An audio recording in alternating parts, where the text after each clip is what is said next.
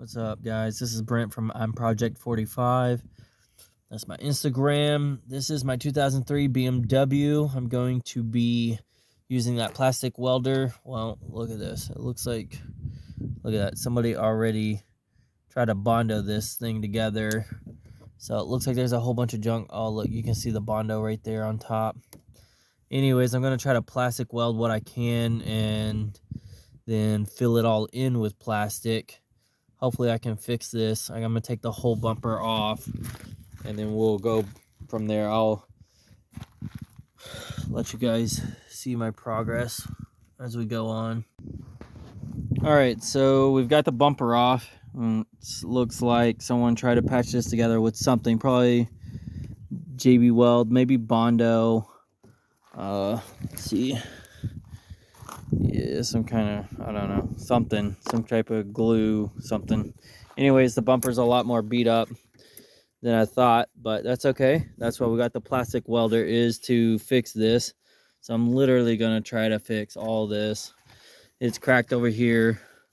It's totally understandable. This front end is so long and sometimes you can't tell where or when to stop, and so it just smacks a curb.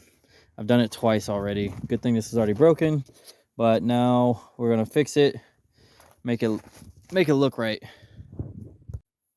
Okay, so to hold it in place, I simply duct taped it. That way the seam is tight and I'm not trying to squeeze as I put in the welding, whatever you want to call these inserts, plastic inserts to help hold it together. But it's already pulling it together. I'll do that all the way through. Then I'll go through and I'll plastic melt the front to reseal the plastic back together. And then I might come back through with the plastic sticks and weld the back to reinforce. Okay, so in about 15 minutes, I was able to, I'm gonna start calling it stitching this plastic together. The lip is no longer separating. So that compared to what this is over here, I'm gonna go ahead and go to the front and melt this all up front and do a side-by-side comparison. All right, so this is what the front looks like after being stitched. The seam is close, but you know, there's still a crack, obviously.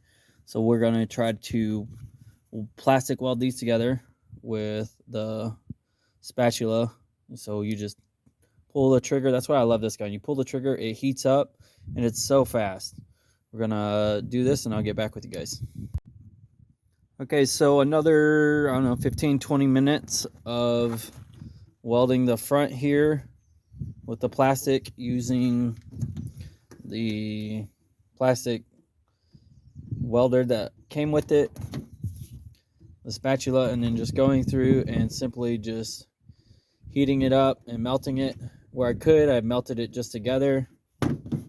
Where I have to add more, I will add more plastic in comparison to what we had this to being put back together.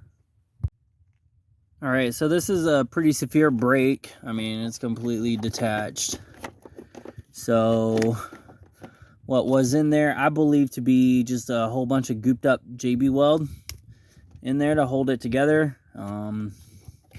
They used what they had the best they could.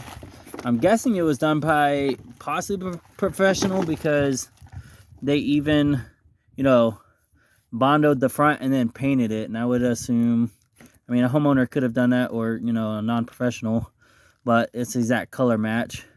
And they faded it and everything. So what I'm gonna go through is, let's flip this over real quick. That's it from the front.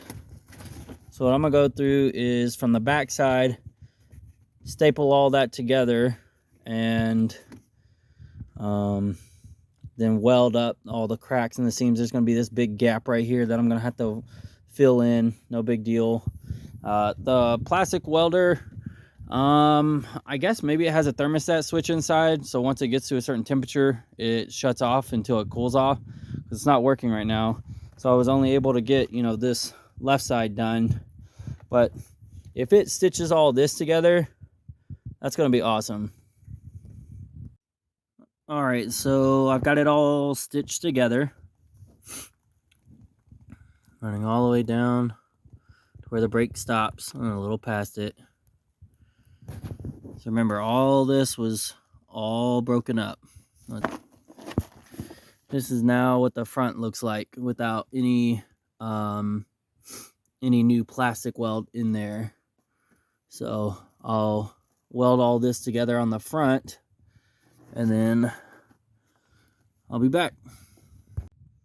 All right, so the gun does have a thermostat in it, so once it gets too hot, you can use it for about, I don't know, 5, maybe 10 minutes straight.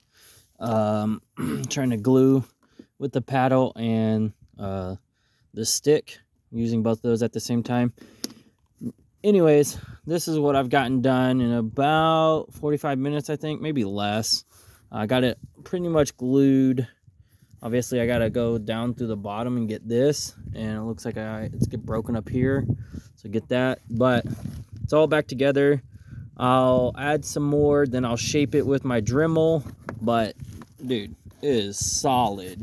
It is so solid, way better. All right, so without any sanding or other shaping, that's just filling it in, getting it nice and sturdy and strong. It came out really nice. I do have to add more, or I might leave that empty to put some Bondo in there so that I can get the line nice and straight. Other than that, the lip turned out really nice. The bottom welded up. Bottom over here welded up real nice. I still need to take my Dremel to everything and hand sand all of it, clean it all up, and then probably take the bumper in to get it repainted.